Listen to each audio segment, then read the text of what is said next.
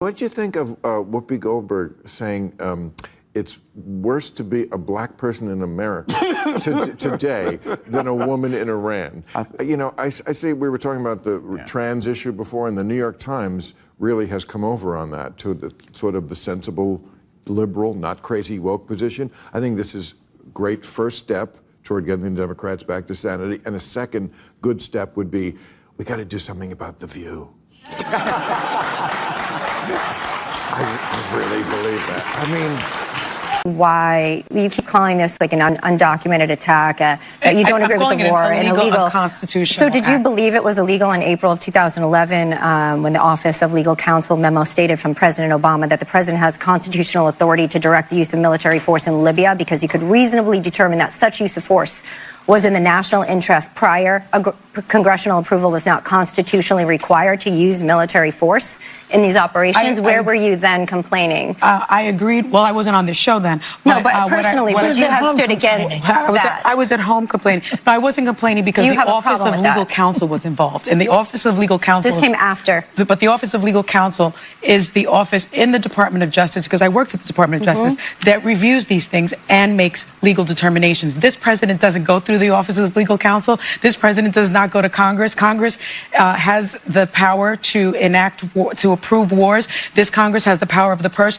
This president is acting more like a king than anything else. He is the commander. He's the commander-in-chief, but he is not a king. And so I think that this should have gone through Congress. I think that the American embassies should have been notified so that American citizens in the Middle East would have been able to get to safety. I don't think that this was done appropriately. I maintain that this is illegal and unconstitutional. We're going to take a break. Elisabeth is doing a very great job, and I really appreciate what she's doing. If you realize these few weeks, a lot of people are starting to watch The View simply because of a tough woman like this calling them out for who they are. At some point, I was impressed. When you take a look at this, you can clearly see that this selective outreach is always when it concerns a Republican. In fact, Trump. Yeah.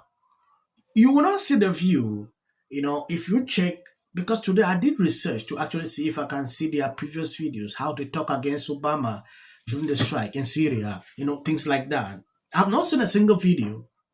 Because it is Trump, there was no congressional approval.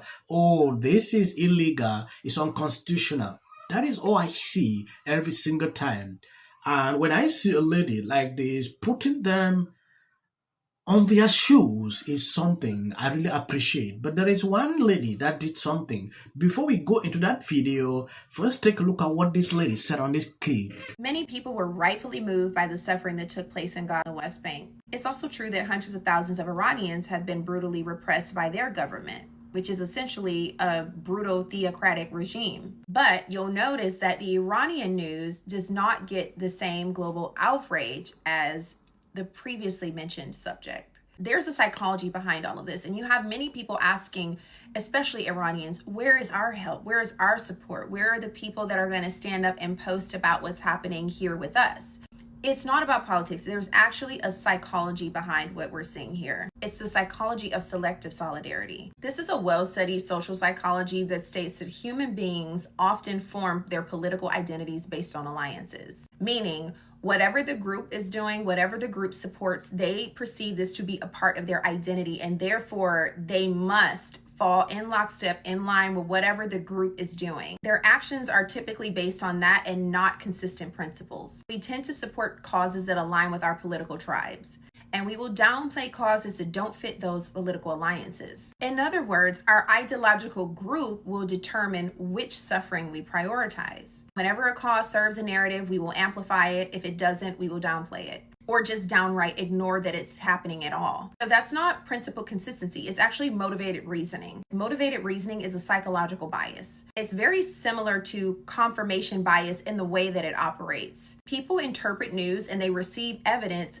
that further affirms what they already believe or amplifies what they believe already. Rather than updating their beliefs based on facts, they will essentially move or tailor the facts to fit their worldview that they already hold. So people may passionately oppose actions, but remain silent about human rights abuses in Iran. And not because one situation is more important, but because one is right. If a group, maybe sponsored by George Soros, comes out to demonstrate, they don't care. Some will not even understand why they're demonstrating on the street, simply because they are being paid. So you will see that they do this selectively. Because it is Trump, you will not see them. If this was done by maybe a Democrat president, you will see these people.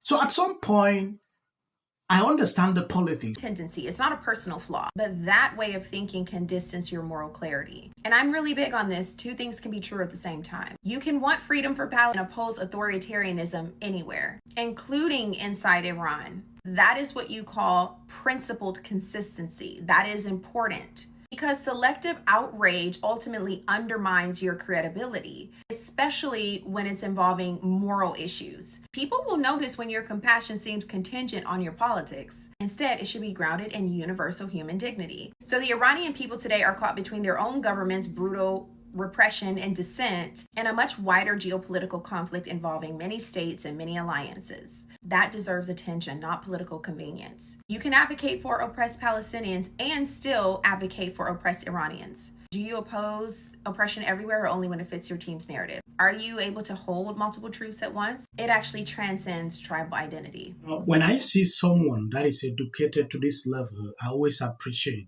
what she has put on this video. Just summarize everything that is happening right now. People support what their group is supporting, no matter if it is right or wrong. At this time, I should be seeing Greta Thunberg, flying, doing some kind of demonstrations everywhere. I should be seeing some of these people, but they are silent. It's like they are not existing any longer. Why? Because their selective outreach doesn't favor anything that has to do with. It should not be this way. If you are a truthful activist, I should see you in every situation. I should see your points. Oh, why you are not demonstrating? Why? I should be able to see you. At that time, you will believe that no, this person is doing a right thing. When it concerns an individuals that you oppose their politics, that is when you show up. Like I said at the beginning, most of these people have been sponsored. Yeah, they paid money for them to come out on the street and demonstrate. And by so doing, it has actually caused a lot of issues to people who understand the politics behind that.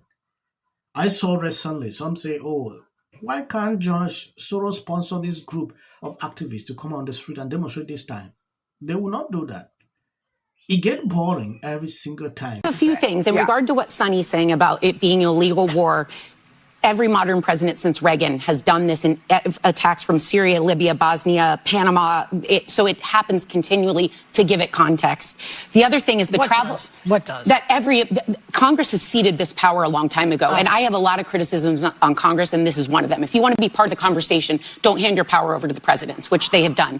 Two, the travel policy. I wanted to look this up because there are a lot of Americans stranded. It ends up since the 70s that the government has put countries on certain warning labels like beware, but also it is not the government's responsibility. They won't have the capacity to bring everyone. You believe that? The Western feminists who actually went to my country wore hijab. Why are liberals so moronic? Approval, that is an impeachable offense. But when Biden did it to multiple Middle Eastern countries, that was fine. I'm a military spouse, and yesterday my post went viral. A clip that we ran before saying who those troops fight for. How dare you, Meg? What I can say is that Donald Trump is a real Gemini. Yes, I love you. I don't judge you. I want you to know how deep my hatred for you runs right now if you voted for this. So my recent video talking about Iran and what's going on as the wife of an active duty service member has gone viral on the MAGA side of the internet. Message for every single American who voted for President Trump.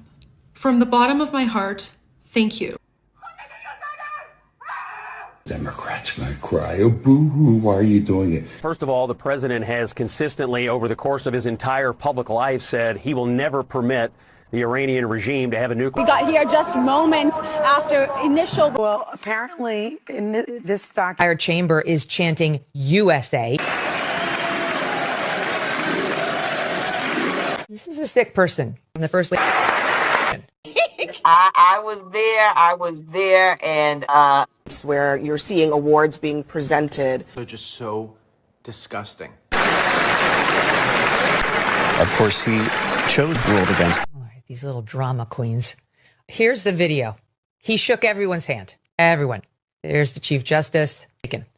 To the point where they had to come back on the air and say this in SOT 33. But we should point out as he walks in, he's pretty close to the justices again as he comes down on the floor, that he did shake their hands there. They thought they had such a juicy moment.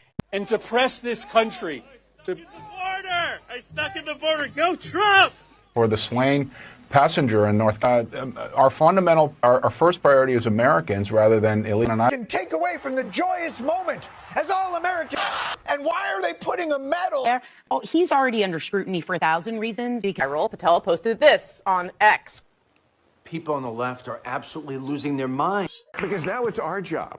I get suspicious when anybody, whether it's no one should be above scrutiny. I think that Whoopi Goldberg, you might want to think.